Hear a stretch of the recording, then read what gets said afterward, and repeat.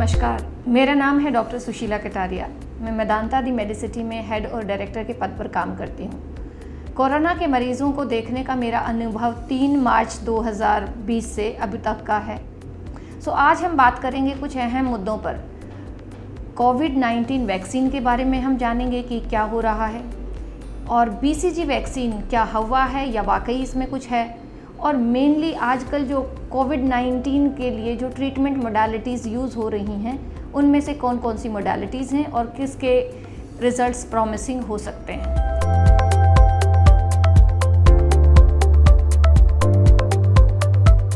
दुनिया में पूरी दुनिया लगी हुई है कोविड-19 का इलाज ढूंढने के लिए, और एक अच्छे वैक्सीन से कारगर इलाज कुछ भी नहीं होता। तो आप सोच सकते हैं कि इसको इफ़ेक्टिव बनाने के लिए, एक इफ़ेक्टिव वैक्सीन बनाने के लिए कितने लोग जुड़े हुए हैं, कितने लोग इसे करना चाहते हैं। अभी तक लगभग 115 वैक्सीन ट्रायल्स रजिस्टर्ड हैं, वैक्सीन हैं जिन पर काम हो रहा है। उनमें से 5 वैक्सीन ऐसे हैं मेनली जिनकी तरफ हम ध्यान देंगे आज, जो क्लिनिकल ट्रायल में आ चुके हैं, मतलब वो एक्सपेरिमेंटल स्टेज से थोड़ा सा आगे फ़ेज़ 1 और फ़ेज़ 2 ट्रायल में आ चुके हैं। आजकल जो नॉर्मली वैक्सीन डेवलपमेंट लगभग 10 साल लग जाते हैं, बहुत ही स्पीडी काम करके अभी ये वैक्सीन बनाने का काम उम्मीद है कि 1 साल के अंदर अंदर हो जाएगा। पर फिर भी मुझे लगता है कि 2020 तक वैक्सीन इफ़ेक्टिव क्लिनिकल यूज़ के लिए आना मुश्किल है। और वो क्यों है? क्योंकि जब वैक्सीन बनता है तो उसके जो ट्रायल होते हैं उनमें वक्त लगता है, उसकी एफिकेसी और सेफ्टी प्रूव करने में वक्त लगता है। और उस सब वक्त के बावजूद भी अगर हमारे पास अर्ली 2021 में भी वैक्सीन आ जाता है तो वो भी अपने आप में मैनकाइंड की एक बहुत बड़ी अचीवमेंट होगी। जो 5 वैक्सीन हैं जिनकी तरफ हम ध्यान दे रहे हैं, एक तो है कैंसिनो वैक्सीन, जिसमें एडिनो वायरस को यूज़ किया गया है to transport viral DNA into the cells and to multiply. ये फ़ेज़ 1 और फ़ेज़ 2 ट्रायल में है।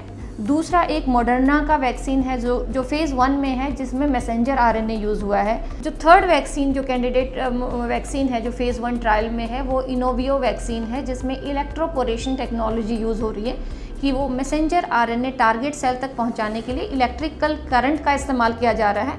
जो RNA वहाँ पहुँचेगा, that will actually help in synthesis of viral proteins and will help in formation of antibodies.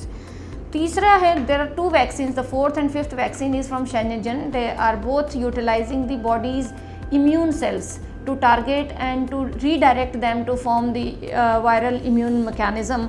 These are T cells and the dendritic cells जो normally काम करती हैं। तो ये 5 लीडिंग वैक्सीन कैंडिडेट्स हैं। इसके अलावा भी लगभग 110 और वैक्सीन्स हैं जो अभी पाइपलाइन में हैं।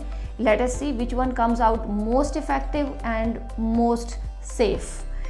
Indian institute of virology NIV Pune दुनिया में सबसे ज़्यादा वैक्सीन बनाने के काबिल है। NIV भी अपने स्तर पे काम कर रही है to make a candidate vaccine, but how soon that will be available, that is to be seen. Time only will tell, समय ही बताएगा कि वो कब तक रेडी हो पाता है।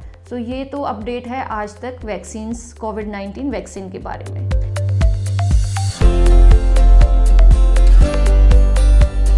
दूसरा हम बात करेंगे BCG वैक्सीन के बारे में।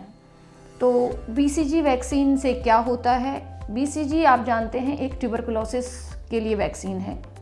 हिंदुस्तान में ये वैक्सीन हर बच्चे को पैदा होने पे लगता है, जिसको BCG वैक्सीनेशन यूनिवर्सली इंडिया में कंपल्सरी है, हर बच्चे को लगना ज़रूरी है।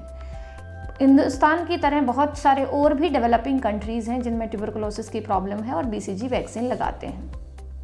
एक स्टडी में पाया गया है, डाटा के आधार पे ये पाया गया कि कोविड-19 से होने वाली डेथ्स लगभग 1/5 टाइम्स लेस हैं उन कंट्रीज़ में जहाँ पे यूनिवर्सल BCG वैक्सीन लग रहा है। इसी बात को आगे बढ़ाते हुए कुछ 2 ट्रायल भी हो रहे हैं जिनके रिजल्ट अभी नहीं आए हैं।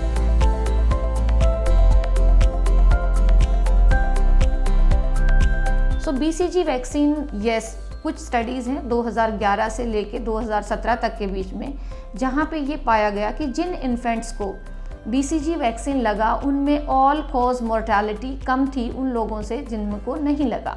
सो ऐसा है हाइपोथेसिस है कि BCG वैक्सीन का ट्यूबरकुलोसिस के अलावा भी नॉन स्पेसिफिक रोल है इम्यूनिटी को बढ़ाने में।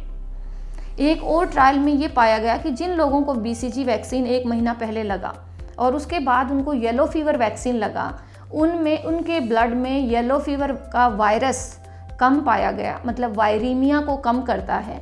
और उसका एक्सप्लेनेशन ये है कि BCG वैक्सीन हमारी मोनोसाइट्स को तैयार करता है to handle the pathogen, may be virus, may be covid virus और may be yellow fever virus और एनी अदर वायरस। सो ये रिलीज़ करती हैं इंटरल्यूकिन बीटा। इंटरल्यूकिन बीटा वो केमिकल है जो वायरस को न्यूट्रलाइज करता है, ख़त्म करता है। और ये भी प्रूव हुआ उस स्टडी में कि इंटरल्यूकिन बीटा से वायरस का लेवल वैक्सीन के बाद ज़रूर कम होता है, लेकिन जो इम्यूनिटी डेवलप होती है वो कम नहीं होती। सो इसी हाइपोथेसिस को लेके ये सोचा जा रहा है कि BCG वैक्सीन शायद इम्यूनिटी को थोड़ा सा इम्प्रूव कर सकता है जब तक कि एक इफ़ेक्टिव कोविड-19 वैक्सीन नहीं आ जाता। पर ध्यान रहे ये सिर्फ एक हाइपोथेसिस है, इस पे ट्रायल हो रहे हैं। WHO के हिसाब से ये कोविड-19 का ट्रीटमेंट नहीं है, but it may help in some non specific way. ये ट्रायल के रिजल्ट्स के बाद ही पता चलेगा कि BCG वैक्सीनेशन का प्रिवेंटिव रोल होगा, ट्रीटमेंट में रोल होगा या कोई रोल नहीं होगा। ऐसी ही और वीडियोस के लिए डाउनलोड करिए 1mg ऐप और स्पेशलाइज्ड डॉक्टर्स द्वारा बनाई गई ऑथेंटिक वीडियोस को फ्री में देखिए। इन वीडियोस को आप डाउनलोड भी कर सकते हैं और इन्हें अपने फ्रेंड्स एंड फैमिली के साथ शेयर भी कर सकते हैं।